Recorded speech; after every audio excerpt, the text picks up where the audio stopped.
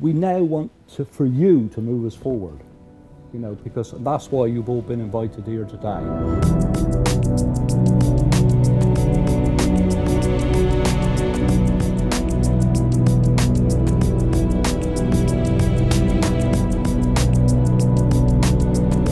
I would say it's the best thing since sliced bread, and everybody should come. And yeah, it's a great thing for Poole. It's a great thing for the community.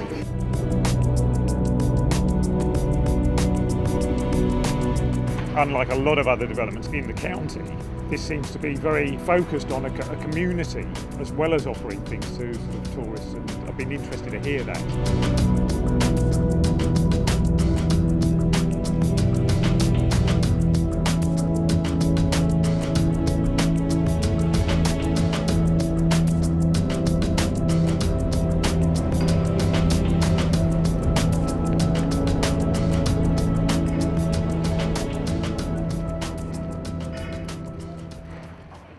Celebrating the work that we've been doing at Heartlands for the last 5 years and sharing that with people, creative people, and then looking at what worked and what didn't work, reflecting on that, and then thinking about the future of Heartlands and the vision for Heartlands and how the trustees will then take it forward.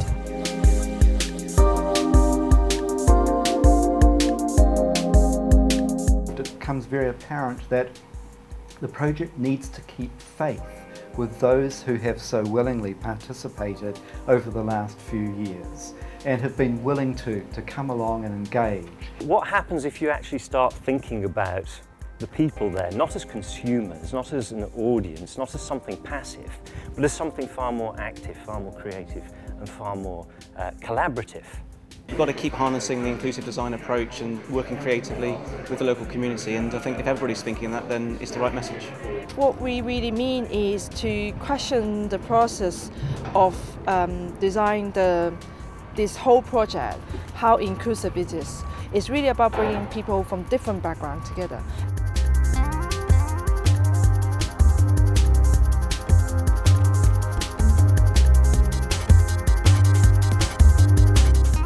Do people have rights in relation to the arts and culture?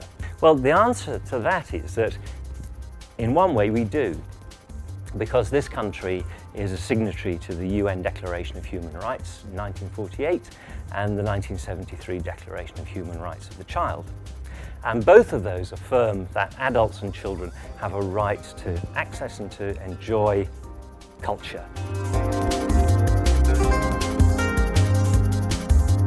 I think it's a very daring project in a way, because it's not just a fixed idea or a fixed vision.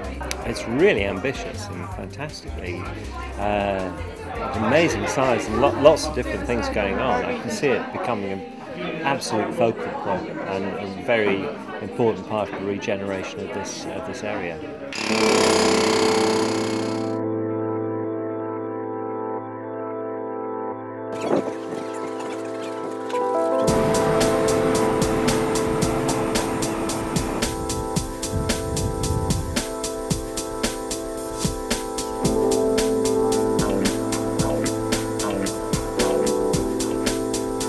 It's fantastic to have this little tour today, because I was coming over here in 2008 for about 5 months as part of my artist consultancy role, and at that stage nothing had changed. It was still the derelict buildings. There was a green field out here behind us with horses in it, and to come here today and see such dramatic change is really marvellous.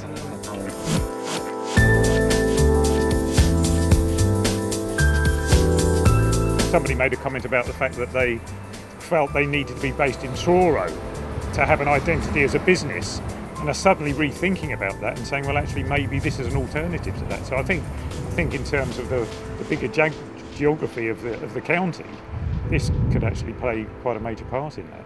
This is a project that of course is occurring here, but potentially it is a project that can have great relevance to people who live outside. And I think a great expression came from this table out here, this notion of looking outside.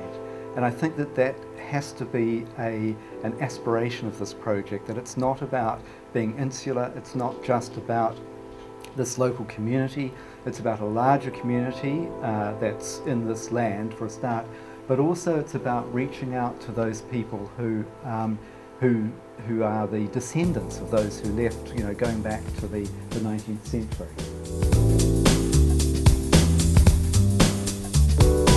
If you triangulate it, you've got your local people, your visitors coming from the outside, and the kind of the arts and culture bit. But I'm not sure that it has to be. I think it's great to be focusing on the local people, but you need to mix the two in.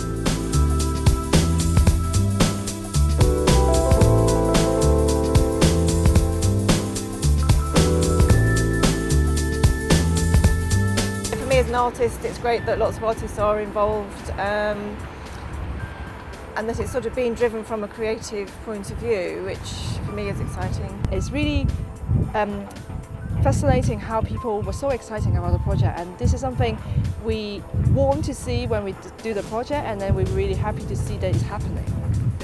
I guess a really important theme was how the kind of culture that people kind of live and make themselves, how that can be part of Heartlands. I think one of the key things that came out of it was the sort of need for creativity to be one of Heartlands' core values in the future. What happens here at Heartlands is very relevant to the local community, and they'll feel pride and ownership in it.